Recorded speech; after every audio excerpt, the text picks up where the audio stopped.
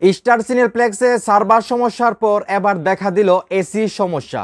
মানে চিন্তা করে দেখেন, মেগাস্টার শাকিব খানের প্রিন্স মুভিকে আটকানোর জন্য তারা কত নোংরামি করতেছে, তারা কত কৌশল অবলম্বন করতেছে মেগাস্টার শাকিব খানের প্রিন্স মুভিটাকে আটকানোর জন্য। এবং এই বিষয়টা নিয়ে কিন্তু পরিচালক আবু হায়াত মাহমুদ ভাই অনেক হতাশার সঙ্গে আসলে উনি একটি পোস্ট করেছেন, যেখানে স্পষ্ট দেখা যাচ্ছে মানে এসির সমস্যা বলে মেগাস্টার শাকিব খানের প্রিন্স মুভি শো বাতিল করা হচ্ছে এবং যারা টিকিট কেটেছিল তাদের টিকিটের রিফান্ড করা হচ্ছে, মানে টাকা ফেরত দেওয়া হচ্ছে।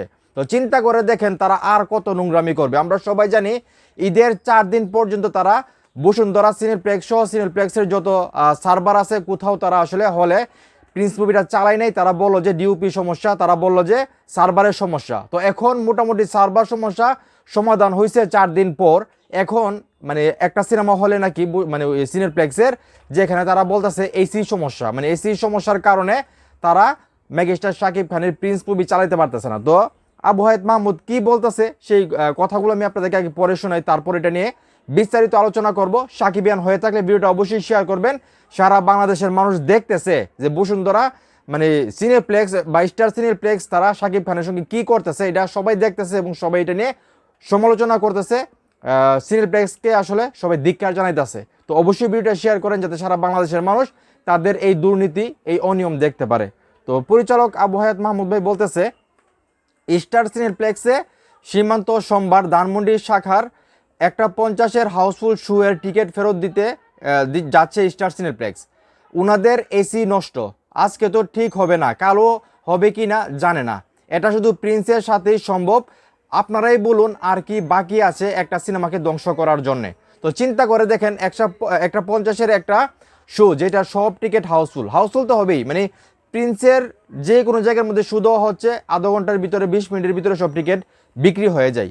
তো যেটা বলা হচ্ছে স্টার সিনেপ্লেক্স সীমান্ত সোমবার মানে ধানমন্ডি শাখায় 1:50 একটা শো ছিল, তো সেইটা সব টিকিট মানে বিক্রি হয়ে গেছে, হাউসফুল। তো শো চালানোর কিছুক্ষণ আগে তারা বলতেছে ওই যেখানে শোটা চালাবে যে হলের মধ্যে সেটা নাকি এসি সমস্যা। তো এসি সমস্যার কথা বলে তারা টিকিটের রিফান্ড করতেছে, মানে টাকা ফেরত দিয়ে দিতেছে। এবং এই হলের এসি কখন ঠিক হবে, আজকে ঠিক হবে, কালকে ঠিক হবে নাকি ঠিক হবে না, সেটা নাকি তারা কনফার্ম করে বলতে পারতেছে না। তো পরিচালক আবু হায়াত মাহমুদ ভাই কিন্তু অনেক হতাশার সঙ্গে উনি বলতেছে যে একটা মুভিকে মানে ডিস্ট্রয় করার জন্য বা ধ্বংস করার জন্য এর চাইতে আর বেশি কি লাগে। তো একটা কথা আমরা জানি, মেগাস্টার শাকিব খানের হয়তো পাওয়ার নাই, কিন্তু ওনার পরিশ্রম আছে এবং ওনার সাকিবিয়ানরা আছে। আজকে যদি সাকিবিয়ানরা না থাকতো শাকিব খানের, তাহলে ওনার মুভি কি করতো একমাত্র আমি আসলে আমি জানি না। কারণ ওনার বিপক্ষে যে সিন্ডিকেট বর্তমানে, আমার মনে হয় শুধু একটা ছবি সিন্ডিকেট করে নাই, যতগুলা ছবি আছে যারা শাকিব খানের সঙ্গে কাজ করছে অলরেডি, যে পরিচালকগুলা তারা সবাই মিলে একটা সিন্ডিকেট করছে। আমার মনে হয় না একজন মিলে এই সিন্ডিকেটটাকে এতটা মানে এতটুকু পর্যন্ত আনা যেত। আমার মনে হচ্ছে প্রত্যেকটা পরিচালক মিলে এই সিন্ডিকেটটা করছে। এটা নিয়ে আমি অন্য একটা ভিডিওতে কথা বলবো, জাস্ট আমি এই কথাটা আসলে সাকিবিয়ানদের সামনে তুলে ধরলাম আর কি।